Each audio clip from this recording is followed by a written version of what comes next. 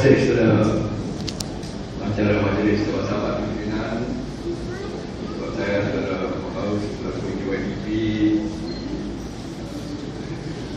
ketika saya cukup dan perlu kita kenalkan sahabat Koranji Azlan daripada yang baru kita tadi berucap daripada Bantah EPA, kawan saya lama di England dulu, orang korporat, sahabat-sahabat daripada mahasiswa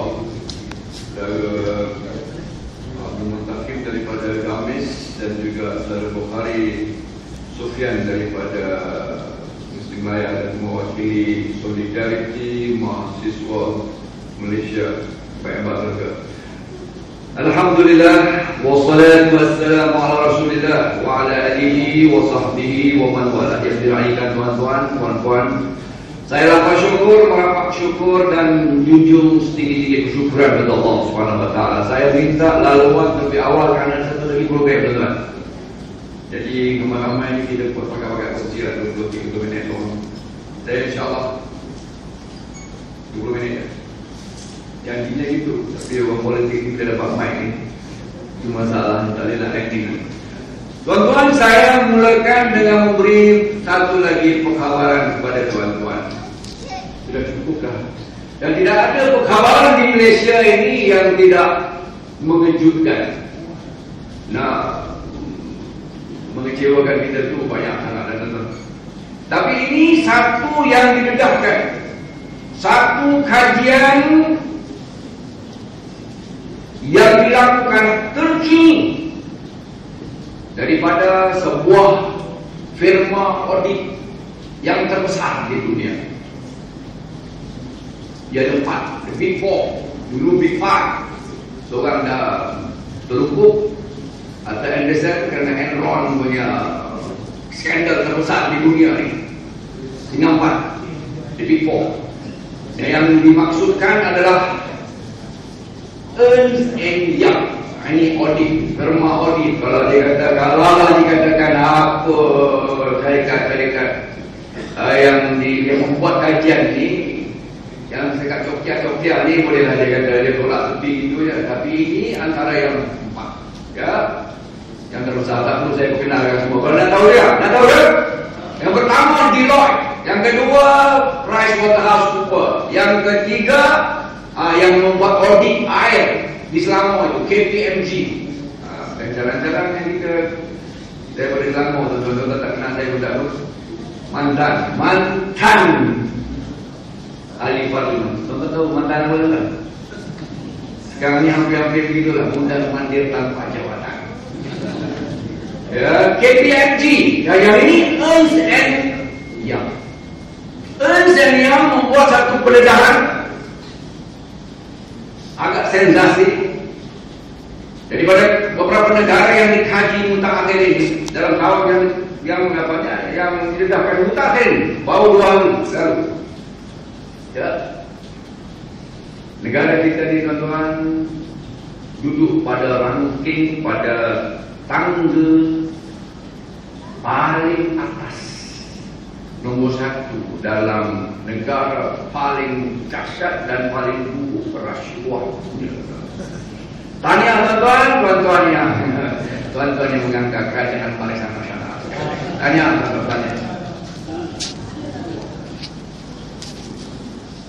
54% daripada eksekutif ya, konglomerat besar yang punya konglomerat ini, kalau saya boleh, syarikat-syarikat gegasi yang punya pendapatan ataupun revenue-nya 500 juta dolar Amerika. Syarikat-syarikat yang besar yang beroperasi dan berperanan di negara-negara seperti China, Korea Selatan, Vietnam, Australia, Korea Selatan, Singapura, New Zealand, termasuk Malaysia. Ini dia eksekutif, top eksekutif, CEO-nya, CFO-nya, COO-nya. Tak paham tu, paham je lah. Ya, ketua-ketua eksekutifnya, ya, yang menjaga keuangan ni, orang-orang ini yang dikaji, dan daripada semua yang dikaji, 681 eksekutif tertinggi, top management, ya, dibuat kajian oleh Ernst and Young.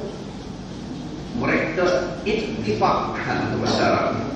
Sebulan suara meletakkan ranking paling dahsyat rasuah, mengalahkan Vietnam, mengalahkan Indonesia adalah negara bertuah kita, Malaysia. Tahniah sekali lagi pada tuan-tuan, tahniah pada tuan-tuan. Dahsyat tuan-tuan. Mengikut catatan saya, Malaysia 54% yang bersetuju negara paling buruk amalan rasuahnya. China pun tuan-tuan kita boleh kalahkan 34%. Vietnam, maaf ya, Indonesia 29%, Vietnam 27%, New Zealand 23%, Singapura 11%, Korea Selatan, Korea Selatan Nusantara boleh baca tuan. Korea Selatan 6% saja eksekutif mengatakan bahawa negara Korea Selatan itu ada juga amalan rasuah. Tetapi 54% sepakat mengatakan bahawa Malaysia amalan rasuahnya. Kalau saya pergi cerita panjang-panjang jauh sangat cerita hal ini, tak masuklah PTA level. Tapi cukup untuk tuan-tuan diberi faham berita mutakhir, berita kewangan korporat paling besar adalah berita Ernst and Young, firma audit yang meletakkan kajian yang cukup mengaitkan kita tuan-tuan. Apa kata kerajaan pimpinan Barisan Nasional? Ada apa dah, orang lain pun rasuah juga. Ini falsafah Pak Panji tuan-tuan. Bila anak dia mati, dia kata tak apa, bukan anak kita mati, anak orang lain pun mati juga. Kalau beginilah terus-terusan, sangat malam. Negara yang Allah Subhanahu wa ta'ala anugerahkan, antara negara paling kaya di atas muka bumi ini. Kuat sangat saya cakap tuan-tuan. Semoga sikit boleh. Antara negara paling kaya di atas muka bumi ini, negara yang anugerahkan Allah berbagai sumbernya. Diiktiraf oleh Bank Dunia antara one of the wealthiest, negara paling kaya dari sudut sumber dibagikan dengan 28 juta, ada dikata sumber per kapita. Dan nanti sebut per kapita, tuan-tuan.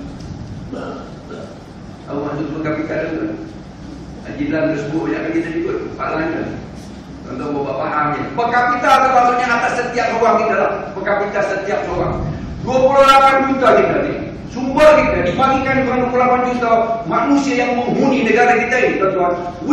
Kita adalah antara negara paling kaya di atas muka bumi ini. Antara paling kaya. Satu masa dahulu Korea Selatan pendapatan, sekali lagi, pendapatan setiap seorang, pendapatan per kapita negara Korea Selatan dalam tahun 60-an, 70-an, kita 2 kali ganda daripada mereka. Hari mereka 3 kali ganda daripada kita. Sebabnya sebab kita dalam kasih maklumat yang saya bagi tuan-tuan, dia 600 saja rasuah, kita 50%. Itu sebabnya. Sedikit waktu lagi Vietnam, Indonesia akan melepasi kita. Kita tiap-tiap bersaing dengan Timor Leste, tuan-tuan.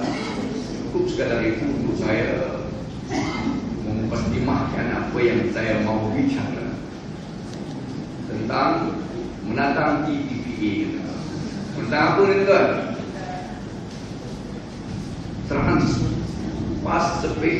Trans-Pacific Partnership Agreement. Perjanjian perkongsian Trans-Pacific. Trans-Pacific itu sebab dia tidak Asia Pacific, dia Trans-Pacific, dia Amerika dengan segala. Kita di sebelah sini lah, tuan-tuan. Mudah bicara begitu benua ya. Tuan-tuan, saya berjanji nak berucap 20 minit tak lebih, insyaAllah. Cuma saya nak memperkhidmatkan kepada tuan-tuan. Dalam tahun 2008, Timbalan Perdana Menteri. Ingat dia kan? Timbalan Perdana Menteri kita lagi. Ketika itu, perjanjian bukan TPPA tapi FTA. Perjanjian perdagangan bebas kita dengan Amerika. Kuasa tunggal dunia hari ini. Setelah runtuhnya Rusia, dia merupakan the unipolar superpower. Kuasa tunggal dunia Amerika Syarikat. Kita berunding dengan mereka dalam FTA 2008. Setelah 2 tahun berunding, pada 2008 FTA ini gagal kita laksanakan atau gagal diteruskan.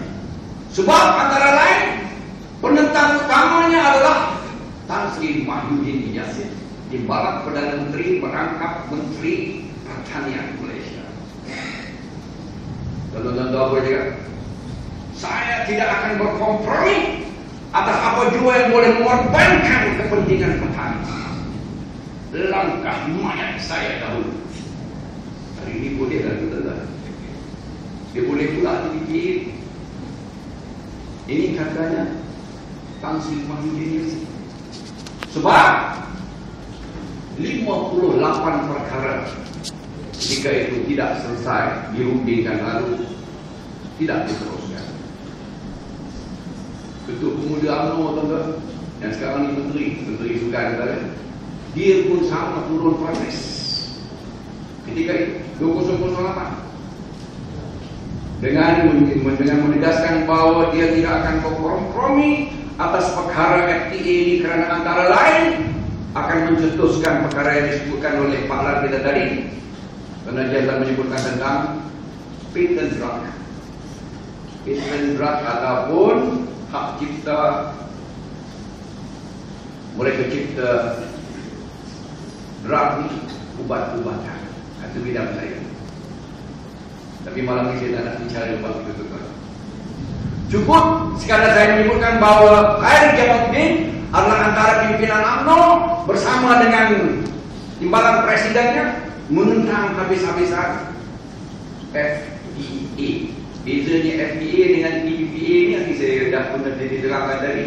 FTA ni perdagangan bebas Malaysia dengan Amerika, tetapi TPPA melibatkan satu rundingan yang agak unik, istimewa kerana dia terbuka kepada semua yang sudi untuk bersama mempetraikan perjanjian perdagangan bebas. Kononnya dagang secara bebas. Bermaksud apa tuan-tuan? Tuan-tuan tak faham lagi hingga hari ini sekarang. Sebelah hari tuan-tuan tak faham lagi ini. Apa maksud dagang bebas? Akan dirungkaikan segala apa jua yang merupakan sekatan perdagangan antara negara dengan negara yang satu negara dengan satu negara yang lain, dengan menghapuskan apa yang dikatakan cukai ataupun tarif. Bebas kita punya. Nah, 2008 hari ini 2013. Senggang berapa tahun tuan-tuan? Senggang 5 tahun. Persoalannya apa yang telah menjadikan selepas 5 tahun bersungguh-sungguh nampaknya Mahyudin Lutut kalimat keramatnya, langkah mayat ini. Apa dia? Selepas 5 tahun kerajaan Najib, Barisan Nasional, penguasa politik di negara kita ini mesti untuk memeterai perjanjian perkongsian Trans-Pasifik. Apa sih? Apa yang menyebabkan hari ini mereka bersedia untuk melakukan sedemikian? Kita lihat tuan-tuan ni. Kita lihat ni. Tuan-tuan tahu ya? Faham? Dah faham tak? Faham tak ya? Ada sesi rumah. Tuan-tuan, apa yang berlaku setelah 5 tahun ni? Yang menjadikan dulunya Mahyudin tak setuju. Khairi bersedia untuk memprotes. Dikata orang demonstrasi ini buruk. Dia benar-benar. Benar saya nak pergi pada poin penting. Politiknya kita telah terbiasa. Yang dikatakan PPPA itu satu yang sifatnya terbuka. Ini yang menjadi pertikaian kami, yang menjadi pertikaian bantah, yang menjadi pertikaian semua NGO, termasuklah parti-parti Pakatan Rakyat Kembangkan dan Federal Opposition. Yang kami pertikaikan adalah perjanjian yang sepenting ini dilakukan 19 pusingan. Ada 29 bab dalam perjanjian ini. Yang kami ketahui hanyalah 5. Karena itu pun dibocorkan oleh orang yang sedia membocorkan. Siapa yang dibocorkan itu kan kalau tidak orang? Oh, dia tahu. 29 bab. Yang kami tahu hanya 5. Yang diberi sedikit pencerahan tentang maklumat. Sudah 19 round pusingan, rundingan dalam Mac 2010, 8 negara. Kita masuk Desember 2010. Ya. Kemudiannya Meksiko dan Kanada ikut sama. Akhir sekali Jepun Desember 2012. Ini dia antara negara-negara perdagangan yang bersetuju untuk bersama dalam TPPA.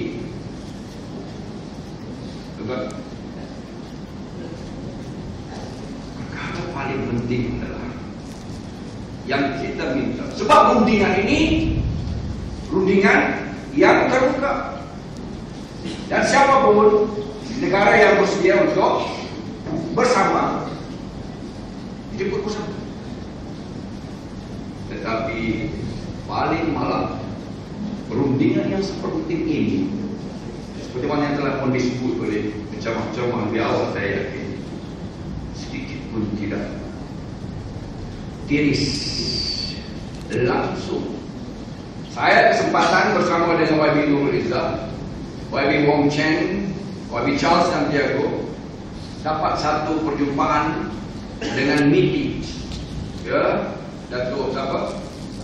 Stephanie Stamaria, ya, DG, ya, kepalanya, dia lah MITI punya DG, Datuk Rebecca Stamaria, betul ini, berbincang, minta sedikit maklumat daripada apa yang telah dirundingkan dalam beberapa rundingan, pusingan-rundingan yang lalu.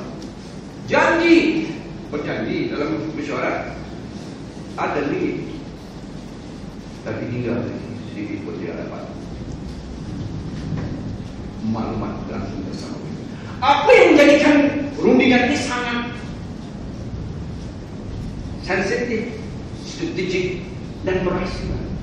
Kalau pada akhirnya ia adalah menjejaskan kemaslahatan dan kepentingan rakyat.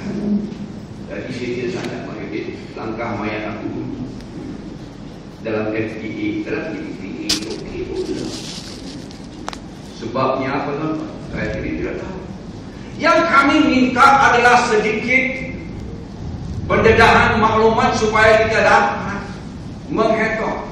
Karena persoalan besar yang kami bangkitkan adalah persoalan apa yang dikatakan sebagai cost benefit analysis, penilaian baik buruk.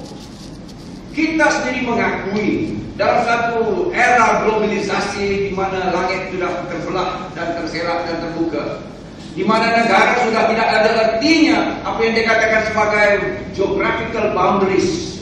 Dunia telah menjadi apa yang dikatakan sebagai satu kampung, a global village.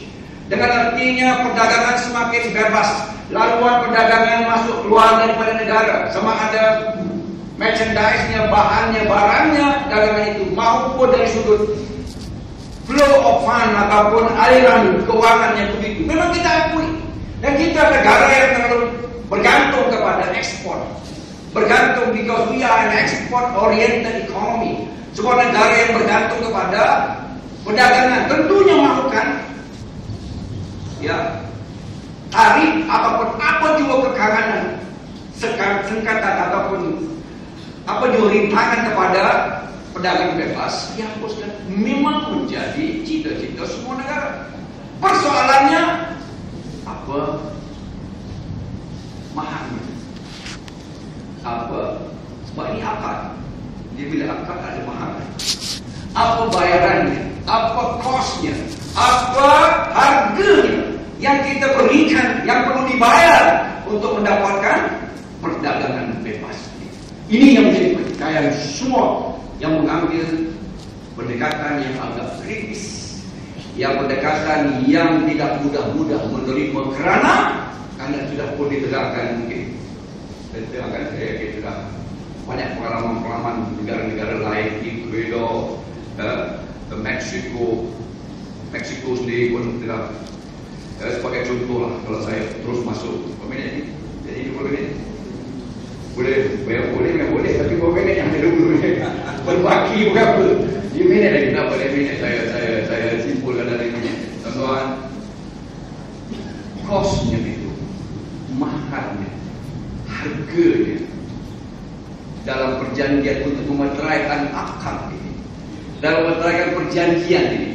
Contoh yang saya sebutkan, walaupun disebutkan oleh kawan-kawan saya di awal pada saya hanya boleh mengangkat beberapa isu saja.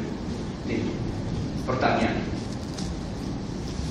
Kalau tuan-tuan boleh bayangkan, dan saya boleh bayangkan ketika itu, Tan Sri Muhyiddin Yassin sebagai Menteri Pertanian, memang dia sangat curiga, memang dia sangat gusar, ya, khawatir. Kenapa? Kerana perdagangan bebas itu ada maksud dua.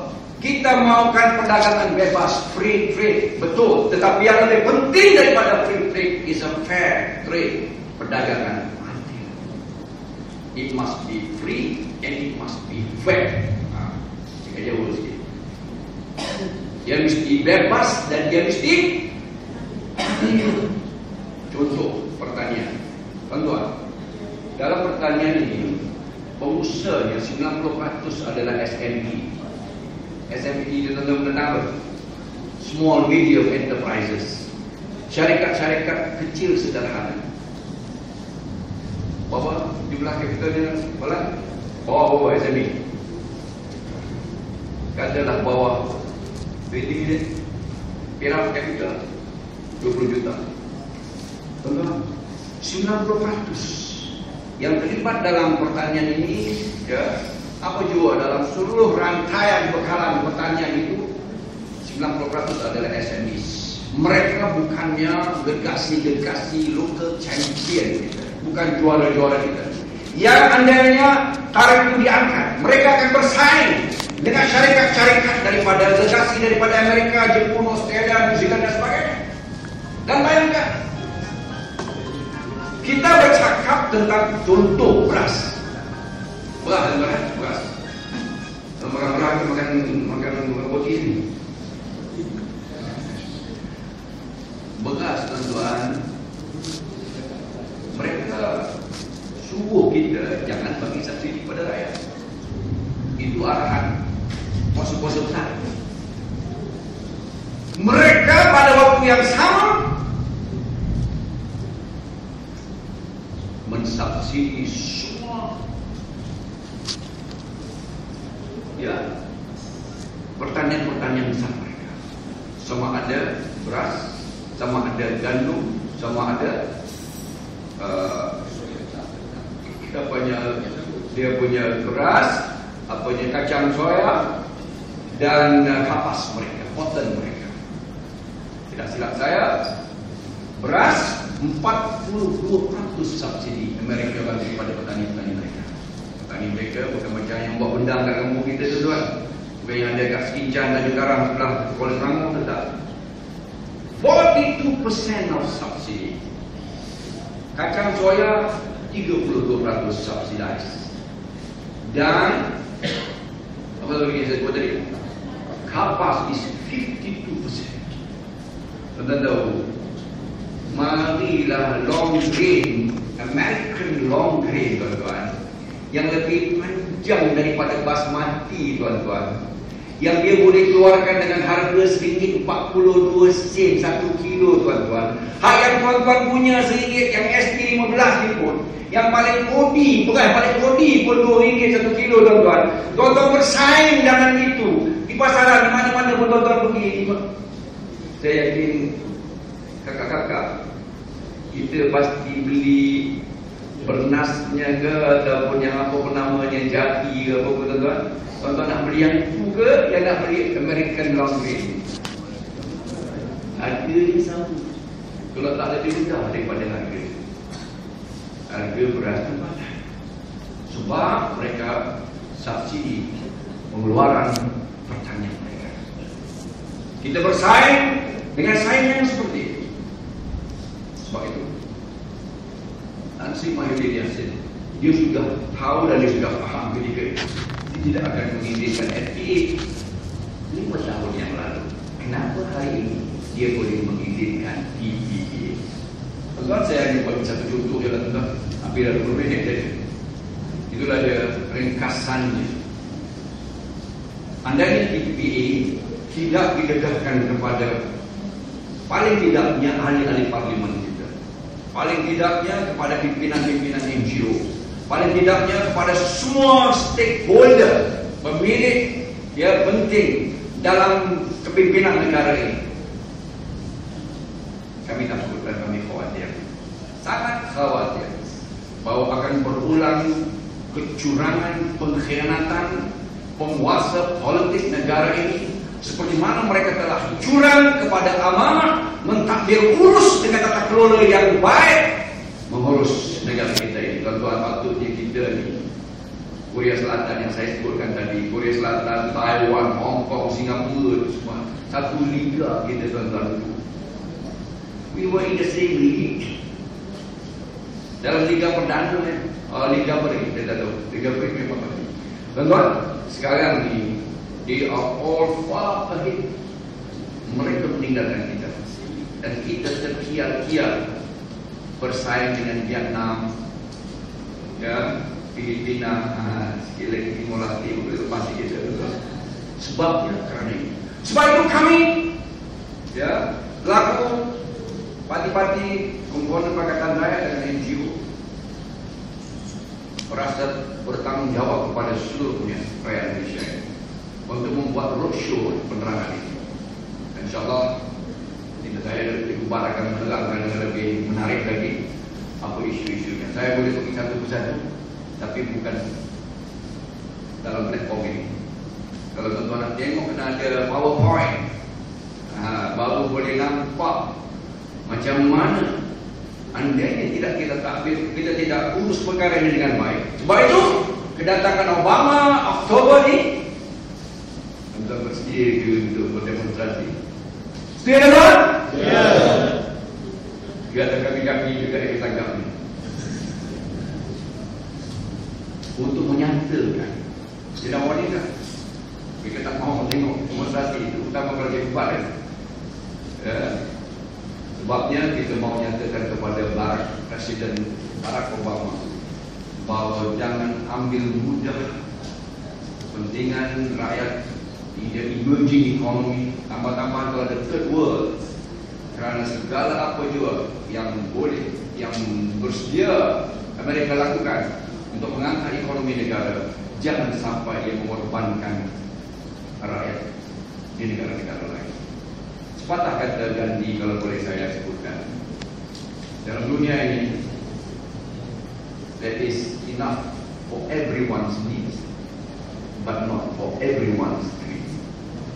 Allah Ta'ala kurniakan sumber dan anugerah di atas muka bumi cukup untuk setiap keperluan, tetapi tidak boleh untuk setiap amah alur manusia. Jadi andainya kita tak urus negara kita dengan baik, barulah dapat benar-benar kita mengangkat sebuah baldatun thayyibatun wa rabbul ghafur, negara berkebajikan yang mendapatkan ampunan dari Allah. Karena tugasan kerajaan adalah pada akhirnya wa ansyahu minal ard wasta'marakum fiha. Dia yang Allah yang telah menjadikan kamu sebagai daripada bumi dan yang lain sebagai khalifatullah fil ardh. Untuk apa? Untuk kamu wastamarakum fiha wa mustakbir. Segala sumber kekayaan itu bukan saja untuk menjaga kekayaan, wealth creation, dan daripada akhirnya untuk distribute pengagihan semua kekayaan itu supaya dikecapi oleh manusia, dikecapi oleh penghuni, dikecapi oleh warga negara. Ini tugasan utama sebuah kepimpinan politik. Di samping memberikan izin semua untuk benar-benar bertaat pada Allah Subhanahu wa taala, dengan adanya ubudiyah itu manusia bebas untuk menjalankan kegiatan politik, kegiatan ekonominya, dan pada akhirnya memakmurkan negara, mensejahterakan negara. Boleh tuan-tuan landing sini sikit-sikit yang saya dapat fungsi dengan saudara-saudara. Banyak lagi perkara yang boleh saya uraikan, tapi cukuplah sekadar itu. Kita pun ada rekaman yang lain. Jadi insyaAllah mudah-mudahan saudara dapat sedikit banyak pencerahan. Lalu dengan itu insyaAllah kita tidak boleh menerima begitu saja. Kita bersedia untuk berani menyatakan tentangan kita pada apa jua yang mewarmaskan kepentingan dan kemaslahatan rakyat, supaya insyaAllah negara yang bertuah ini dengan sumber yang Allah Subhanahu wa taala anugerahkan kepada kita akan membawa kepada wastamarakum fiha, memakmurkan tanah air kita dan mensejahterakan rakyat. Wabillahi taufiq wal hidayah. Wassalamualaikum warahmatullahi wabarakatuh. Takbir.